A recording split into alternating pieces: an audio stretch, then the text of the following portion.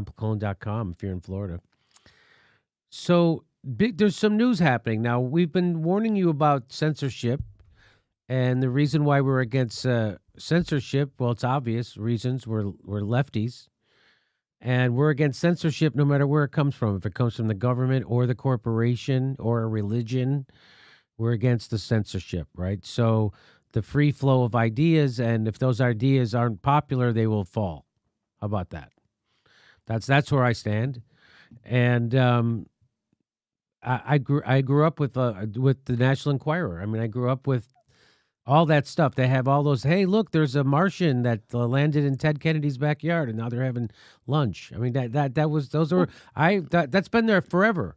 Crazy yellow journalism has spanned the history of this country. I mean, you can find stuff in like libraries and stuff of like newspapers they used to publish prior to the 20th century, and it's just wacky stuff they would just throw out there. Well, how about all the William Hearst articles that he planted about the Mexicans all hopped up on the marijuana coming over and killing people? That's what he would plant in his newspapers, and that's how they got marijuana. Well, they used to call it hemp, and then he called it marijuana, that dirty little Mexican name for it, right? Mm-hmm. So what's happening now is that they're going after our funding. So YouTube first did the adpocalypse, right? That was their overreaction to the mainstream news scaring people.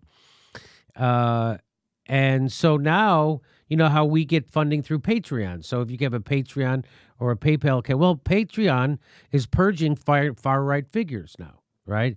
The account of British conspiracy theorist YouTuber Carl Benjamin, this is according to Vice News. What does that mean, conspiracy? What is he? The account of British YouTuber Carl Benjamin, better known as Sargon of Akkad. What does that refer to, Akkad? What is what is a Sargon? Yeah, I don't know anything about that guy. I don't either, Sargon. He was removed on Thursday from Patreon. This followed a removal in August of U.S. far-right political commentator James Alsup. Did you know that? So I'm not familiar with that person either, to be also, honest. Benjamin's ban came a day after far-right activist Milo Yiannopoulos saw his account killed just 24 hours after he set it up to fund a magnificent 2019 comeback tour. The former Breitbart editor was cut off because his association with the far-right group Proud Boys, Patreon said. So that prompted Sam Harris. You all know Sam Harris, Mr. I'm so smart I can't speak loudly. Sam Harris, I'm so smart I have to whisper everything. You know, and you reach that, that's him wanting to be Chomsky, because Chomsky he speaks in whispers. So Sam Harris does that same thing. That always reminds me of teachers in the classroom when they want to get their class's attention. Yeah. Really well, I've done that as a stand-up. Like, boy. I've done that as a stand-up. Sometimes you get softer and then the room quiets down. When you want to capture someone's attention, just whisper. What? But that was a perfume commercial many years ago. So anyway, here's what he said. I'll read it to you because it's too small for you to read. He said, as many of you know, the crowdfunding site Patreon has banned several prominent content creators from its platform. While the company insists that each was a violation of its terms of service, these recent expulsions seem more readily explained by political bias. Although I don't share the politics of the banned members, I consider it no longer tenable to expose any part of my podcast funding to the whims of Patreon's Trust and Safety Committee. I will be deleting my Patreon account tomorrow. If you want to continue sponsoring my work, I encourage you to open a subscription at samharris.org/subscribe. As always, I remain deeply grateful for your support. Well, first of all, that's very ballsy of him. So he must be totally rich already. Sam Harris, I think he came from money. He must have a ton of money. With how many... He must have a ton of money. He's had a few bestsellers. He's got to have a ton of money to be able to do that. Yeah. That looks ballsy, and it is. I'm not going to say it's not. Well, I just read that just on the internet, and who knows if it's reliable or not, about $2 million he's worth. That's his net worth? That's what I see here, baby. I'm just saying, not a chance in hell. Sam Harris is worth a lot more than $2 million. No way. that one of those sites says I'm worth $1 million. He's got to be worth 10 times what I'm worth. Come on. So, also, Jordan B. Peterson's free speech fight. Author plans to ditch Patreon as censorship battles rages. So he's also, so here's what it says. Mr. Peterson and fellow pundit Dave Rubin of YouTube, The Rubin Report, announced plans to build a better alternative for intellectuals and content creators. I hope they do it fast. I hope they do it real fast. And then they let me use their better alternative platform. I don't think I've made any videos attacking those guys. I did one about when Jordan B. Peterson tweeted out some bullshit about climate change denial. So that's it. Yeah, we do. So also it says, it goes on, we've been determining what our options are. We looked at Subscribestar, but it looks like PayPal decided to cut funding from them. So I'm not familiar with Subscribestar. Me neither. Okay. So, but I guess it doesn't work because PayPal kind of controls them or owns them. Okay. So, again, you're just a handful. But this is not that. It isn't as recent as people would think, because here's an article from October. It said the activists waging a war to make the far right go broke. And it's filed from Elizabeth King, filed to Richard Spencer. So it says, when Patreon dropped Canadian alt-right YouTuber Lauren Southern last year, so that means in 2017. Did you know about this? I didn't. I did not know about that. I didn't.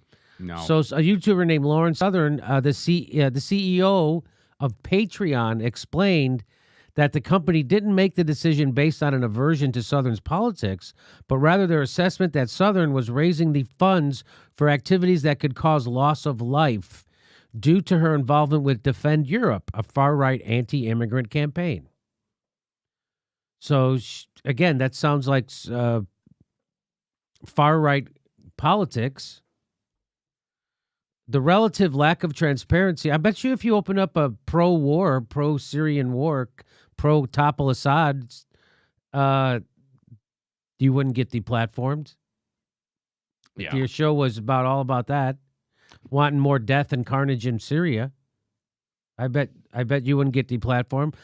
But here's what they say. The lack of transparency around decisions to keep or cut extremist bigots makes it challenging to properly credit activists for their efforts, but evidence that no platform works in this context is abundant. So so deplatforming these people works, they're saying. But here's the problem, this lack of transparency. Again, all this stuff, this is being just turned over to billionaires from Silicon Valley, and they get to decide who gets free speech Mm-hmm. and who gets to make money off their speech. They get to decide unilaterally in the dark. So that's the problem. And then they get to decide to selectively enforce their terms of agreement or their terms of service. So you can't selectively enforce the law, and that's and so they're saying, oh, you're raising money for something that could harm people. That could be said of anything, right? That could be. That's very vague and That's open very to vague. many different interpretations. And Well, let's say I lack was of transparency is right. Let's say I was organizing a protest. Well, people get hurt at protests. Bingo. They'll just say that you're again. They'll say you're organizing for a violent protest. Mm-hmm. The SPLC, that's the Southern Poverty Law Center, they released a damning report just days after the horrific events in Charlottesville, highlighting the hate groups and individual bigots that used PayPal to fundraise for Unite the Right. The list included Richard Spencer, the white nationalist cell Identity Evropa, and the Right Stuff, an alt-right website. Apparently, that was more than enough. The same day, PayPal dropped many of those groups named in the report. Now, you might find, I would probably agree, I would probably find their political views reprehensible, detestable, not something I would, but again, why can't you let why do we have to take away? That just forces things under, that makes it more powerful. because then they can say they're being discriminated against and they're trying to be silenced. And that makes people more interested in their message when they see the establishment silencing them. That's what I think. What do you all think? I totally agree about that. Won't that make them a martyr? Yes. And then you're like, oh my gosh. So now they're going to be able to, I think you started to talk about it, Jimmy, about that, let it be transparent this way. If we make it go behind the dark walls, you know. Just like everything, even sex work, right? When you force it underground, it gets more dangerous. So that's PayPal. So also get this. So here's a lefty site. This was back in 2017. So this is an article from July 31st, 2017. Patreon caves to Tim Pool and the alt-right and bans IGD, which is for It's Going Down. The website's called It's Going Down. And so if you see the sub-highlight, it says Patreon's rationale for banning It's Going Down was provided by the alt-right and duly recited back to them by the Patreon CEO. So they were being highlighted and attacked by a group of alt-righters. They wanted to get them deplatformed. So they kept saying, hey, to Patreon CEO, look, they're supporting stuff that breaks their terms of service. And so they just did it without warning, too, by the way. This is interesting. Despite the picture painted by Conte, Patreon has deactivated our account due to the pressure from the alt-right. Full stop. As we will show, Patreon has acted with a complete lack of professionalism. And if anyone's not in the know, Conte is Patreon's Patreon CEO. That's I'm sorry. Yeah, to. Patreon CEO. And he put out a video letting people know why he did what he did when he banned IGD, It's Going Down, and that Laura, what did I just say? What's her name? The last woman? Southern. Laura Southern. It not only broke under pressure from the alt-right, but moreover used information handed to them from a group which openly embraces white supremacy and fascism. And lastly, it has sent a message to everyone that uses and donates on Patreon that if you piss off the alt-right, you might be next. So they show the Conti and the guy from Patreon's giving his reason why they banned them, because he said broke terms of service. But they say, It's Going Down says, this is total and complete bullshit. It's Going Down was banned as an act of appeasement to the alt-right, behind the gimmicks and wonky terms about manifest observable behavior. Manifest, that was one of the terms that Conte used. Manifest observable behavior. The entirety of Conte's video is an attempt to pacify the trolls. The vast majority of it's dedicated to explaining the vast majority of the video Conte dropped is dedicated to explaining in detail and with ample video, photographic, and text evidence as to why Patreon banned Southern, clearly in the hopes that her supporters would be convinced as to the validity of Patreon's decision. The brief section of IGD's banning mentions 2 articles. So this is It's Going Down.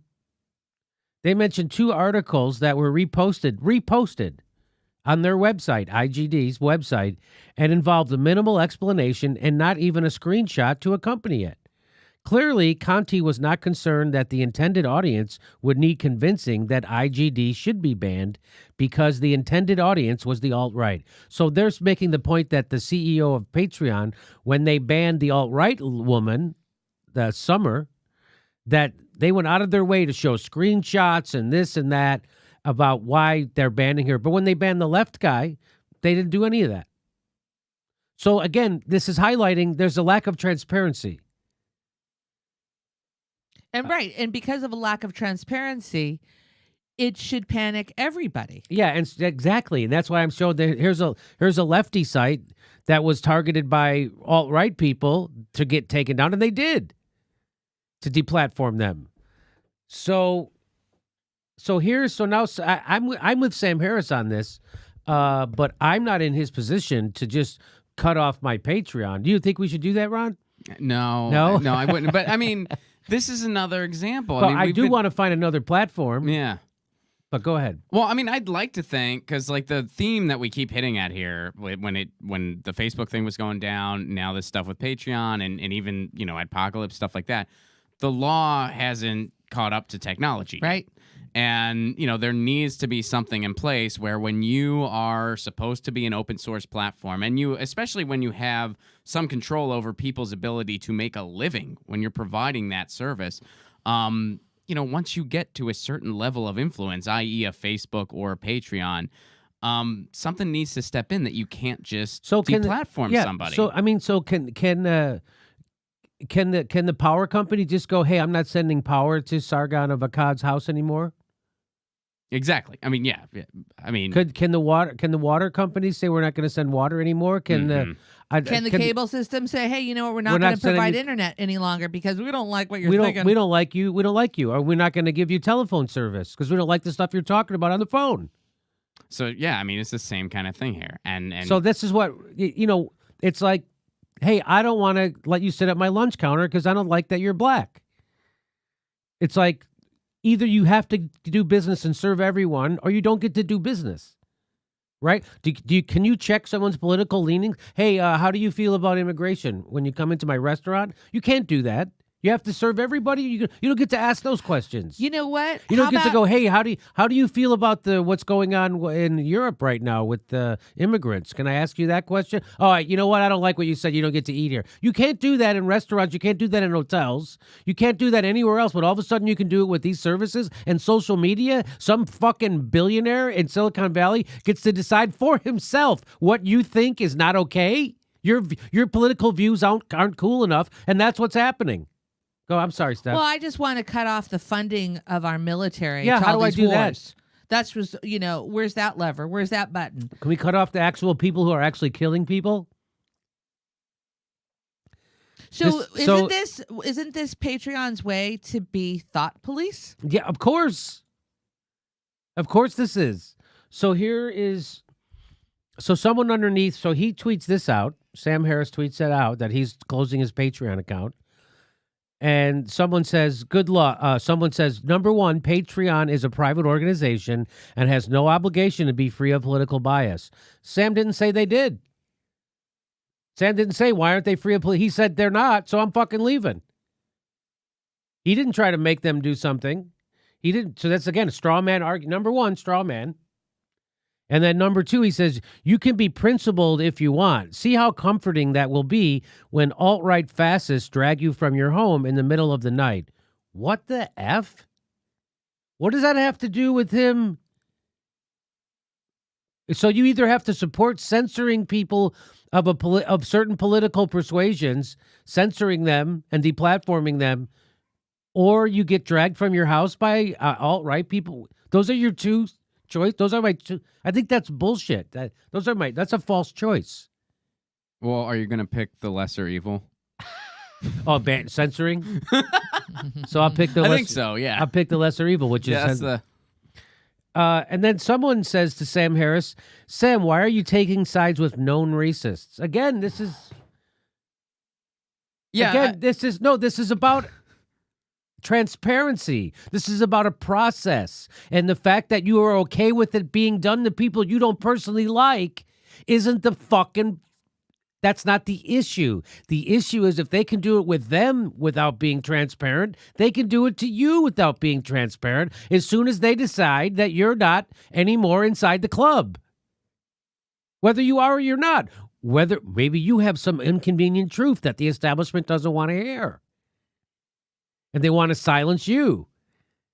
So that, again, this help. Why is that? Help you could take the same stances with, say, non-racists, but you chose not to. Why is that? Help a brother. What the? No, he's standing up for a principle. And that's why it's cool, because he's standing up for a principle with people whose beliefs he doesn't fucking cotton to. He said, I don't agree with their politics. That's what gives what Sam Harris is doing and saying its moral oomph. Because it's on principle. Because he feels like you do about their beliefs. He just has an elevated view of free speech. And So it there really you go. takes, You help Fabio out there. Yes. You helped And him out. it takes well, so they're like protecting me from using my money to donate to somebody who's a bad person in their eyes. Yes. And what's going to happen in a month when somebody else decides that this other person is a bad That's person exactly- because I that's don't like the colors they What wear? happens when someone decides that what we're saying? The CNN and the Washington Post already decided that we're saying bad stuff. Google YouTube already decided lots of our videos are too controversial to be advertised on. So when a war criminal is on the board of an association that's supposed to consult on censorship, Right. So who are the reliable? Barack Obama gets to have all his stuff, and he literally ordered drone attacks that killed people, innocent people. He didn't just tweet about it. So then this person says, I'd say he would rather have a bad ideas that he would rather Sam, meaning Sam Harris. I'd say that Sam Harris would rather have bad ideas die on their lack of merit in the public sphere rather than have it suffocated by a system that wishes to impose their own status quo upon any competition. The least popular ideas are often the censor's wedge. Nice going. Just a quickie. Then he tries to come back. Fabio comes back with merits of ideas are not based on their soundness, though. Bad and damaging ideas that are logically incorrect are sometimes the ones with greater appeal. Do you agree? So what Fabio is saying is, don't you want someone to censor for you? Don't you want someone to censor bad ideas? Because some bad ideas are incorrect. And those are the ones that have great appeal. So shouldn't someone be getting rid of those opinions before you get to see it? No, you fucking idiot. Have you ever read a book about anything that has to do with this? Have you ever read 1984? Have you ever read Fahrenheit 451? Have you ever seen a fucking movie? What do you think you're doing? You're sitting here advocating for an unnamed person in the dark to do whatever they want to get to decide free speech with no transparency and no consistent set of standards. Willy-nilly, at the behest, as long as I dislike the person, you'll be okay with it. So this guy corrects this idiot, Fabio, the last true liberal. That's his thing. Oh, boy. What a fucking self-important... This line of thought strips me of my agency. It suggests somebody else do the thinking for me rather than risk I make the wrong choice. This creates a class of people barred from access to what boils down to wrong think, and a class that defines what it is. That's horrifying. That's a smart mushroom. That is a smart mushroom, Michael Kreitzer. Very smart. So when you say that, oh, but some thought's so bad, shouldn't they deplatform them? Is some of the most popular ideas are the ones that are bad and illogical. So shouldn't an oligarch in Silicon Valley squash them so I don't get infected by those ideas that are bad but popular? No, because that's saying that you can't do it for yourself and you need a papa, a little daddy, a nanny state to come in and do it. But it's not even the state. It's oligarchs, individual oligarchs. Unaccountable individual oligarchs in a clandestine way, not transparent, opaque. And you know what, Jimmy? We've seen historically satirists censored. There was a satirist who got her YouTube page taken off in England because of her satire. So who's to say if, we have plenty of friends that are doing Patreon. And if you're a comic and you're doing Patreon or, however you're raising your money, what if you do a joke that somebody doesn't like? And then it becomes popularized, goes viral and people are like, oh, that's really pushing the envelope. Goodbye. So it's... we were watching South Park. Oh, my God. South Park... they had Santa. It was an episode where Amazon opens up in their town and screws everybody.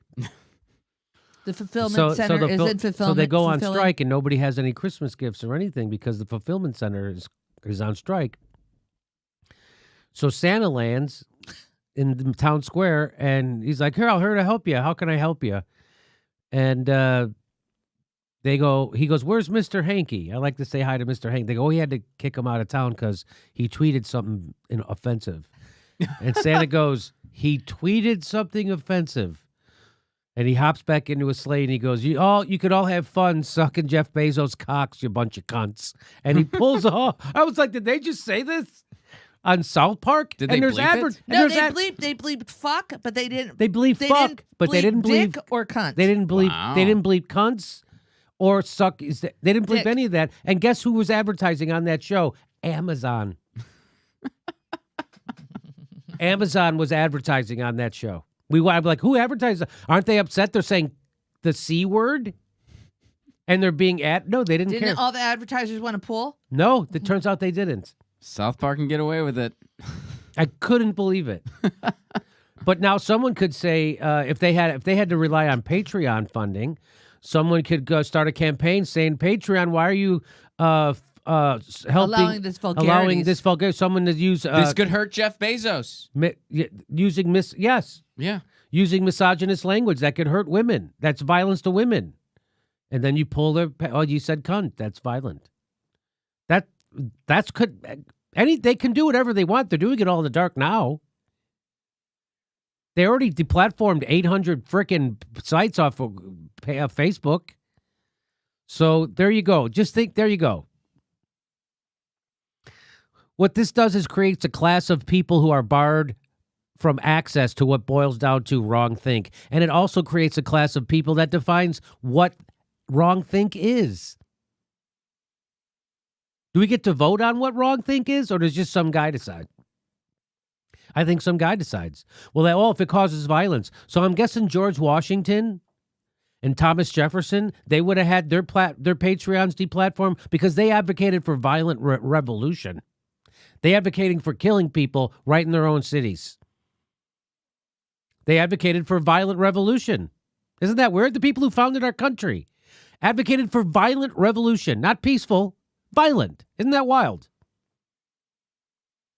Would they have gotten their Patreon pool? I bet they would have. Well, here's the thing. We do have free speech laws in the United States, and right. I think they're pretty good. They're definitely better than what I would come up with on my own. They're pretty freaking good, and they're a hell of a lot better than just some private Silicon Valley company. Right. Like so what we need is something in place that, once you're a platform of this magnitude and of this degree and people revive on it for their livings, they depend on it. Once you are a modern day town square like Facebook is, well, then the free speech laws of the United States have to have a seat at the table, not just billionaires dictating whatever they want.